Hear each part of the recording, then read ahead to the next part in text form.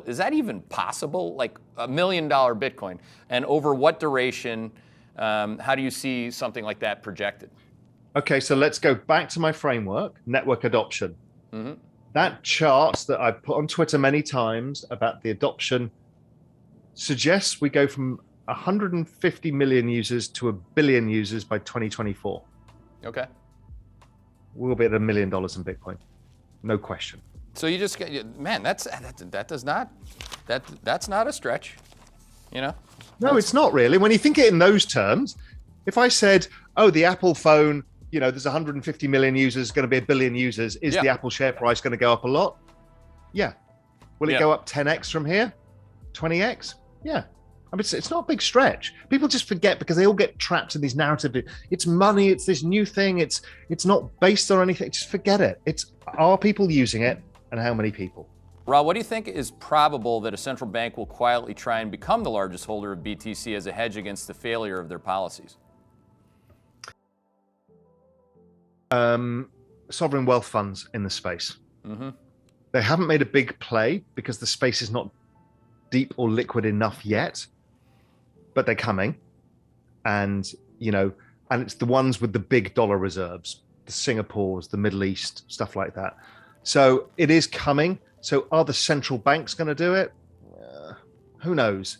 Not yet, but it will come. I think first, the next big thing is we're going to hear the story of sovereign wealth funds putting it as a long-term asset on their balance sheet, whether it's Norway, Abu Dhabi, Saudi, Singapore, and that'll usher in the next wave. And that then makes it unlikely that the central banks won't start doing it. Which central banks?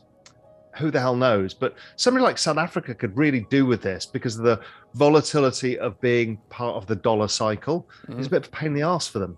Yeah. So something that they can have a small allocation to that maybe offsets the dollar cycle helps them. So some of these commodity countries, I think it actually makes sense for them. And they'd have to model it out and look at it in their portfolio and see what it does over the cycle for them. But it would help this boom-bust emerging market cycle that keeps going on. Proof of work versus proof of stake. What's the difference and why is ETH better? I don't say they're better. Yeah, you don't proof say of work of proof of work, Bitcoin is hard to do. You need these mining rigs, complicated maths, a lot of energy. It is the most robust, secure network in the world, which is Bitcoin, which is why it's amazing. Proof of stake is you've got tokens and you secure the network by promising it to the network and you get a yield. Keith, if you want to stay in ETH, you can generate yields now. So you've generated a long-term savings market in these things.